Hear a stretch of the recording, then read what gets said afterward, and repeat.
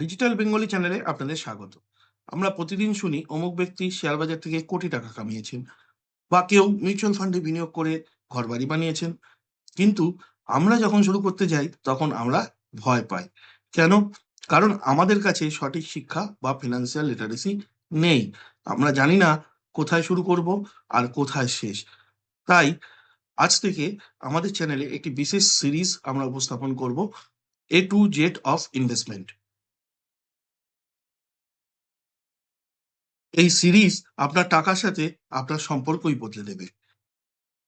এই সিরিজে আমরা একদম জিরো থেকে শুরু করে প্রো লেভেল পর্যন্ত শিখব। এক নজরে দেখে নিই আমাদের এই সিরিজটি কিভাবে পরপর আসবে। প্রথমে আমরা শিখব সুরক্ষা সম্বন্ধে, বিনিয়োগের আগে নিজেকে সুরক্ষিত করবেন কিভাবে। তারপরে আমরা শিখব ইনস্ট্রুমেন্ট কি, বিভিন্ন ফিনান্সিয়াল ইনস্ট্রুমেন্ট কি হয়। তারপরে আমরা শিখব সঞ্চয় বনাম বিনিয়োগ, মানে এফডি, মিউচুয়াল ফান্ডের আসল পার্থক্য কি। তারপর দেখবো গোল্ডেন রুল অফ ইনভেস্টমেন্ট, ঠিক আছে, মানে ইনভেস্টমেন্ট করার জন্য অ্যাকচুয়ালি কি নিয়ম আমাদের মেনে চলতে হয় বা ইনভেস্টমেন্টের বেসিক ক্রাইটেরিয়া কি। তারপরে আমরা জানবো মিউচুয়াল ফান্ড সম্বন্ধে, মিউচুয়াল ফান্ড কত রকমের, কত প্রকারের হয়, মিউচুয়াল ফান্ড কি, এটসেট্রা।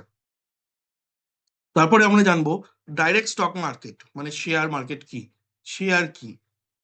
তারপরে ভিডিও আমরা জানবো mutual fund versus ETF, ETF মানে হচ্ছে এক্সচেঞ্জ ট্রেডেড ফান্ড, এগুলো কি এবং কোনটাতে ইনভেস্টমেন্ট করলে কি সুবিধা পাওয়া যাবে। নতুন কিছু ধরনের ইনভেস্টমেন্টের মাধ্যম এসছে, যেমন ইনভিট, আরইআইটি। এগুলো কি? এগুলো আধুনিক বিনিয়োগের একটি মাধ্যম, কিন্তু এগুলো কি অ্যাকচুয়ালি সেই সম্বন্ধে আমরা জানবো। তারপরে আমরা জানবো হোয়াট ইজ ক্রিপ্টোকারেন্সি, ক্রিপ্টোকারেন্সির ভবিষ্যৎ কি, তাতে ঝুঁকি কি আছে, এটসেট্রা। তারপরে আমরা জানবো নিয়ম, ইনভেস্টমেন্ট করতে গেলে যে নিয়মগুলো, বেসিক নিয়মগুলো আমাদের ফলো করতে হয়, যেমন ডাইভার্সিফিকেশন, অ্যাসেট অ্যালোকেশন, এটসেট্রা। দেন আমরা জানবো টেকনিক, এসআইপি কি, লামসাম কি, সেট আপ কি, এই স্টেপ আপ কি, সরি স্টেপ আপ কি, এসডব্লিউপি কি, সরি এসটিপি কি, এটসেট্রা।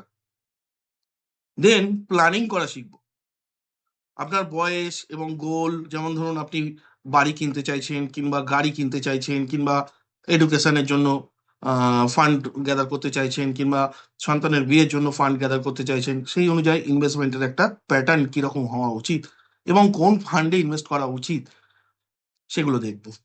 দেন আমরা দেখব প্যাসিভ ইনকাম করার পদ্ধতি, ডিভিডেন্ড ফান্ড কি বা প্যাসিভ, বিভিন্ন জায়গায় ইনভেস্টমেন্ট করে কিভাবে প্যাসিভ ইনকাম জেনারেট করা যায়, প্যাসিভ ইনকাম কি, এই সম্বন্ধে আমরা জানবো।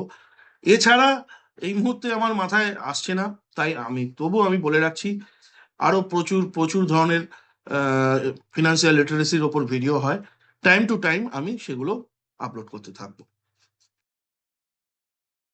ডিজিটাল বেঙ্গলির এই প্লে লিস্টটি শেষ করার পর আপনাকে আর কারো কাছে টিপস চাইতে যেতে হবে না, আপনি নিজেই নিজের পোর্টফোলিও ম্যানেজ করুন।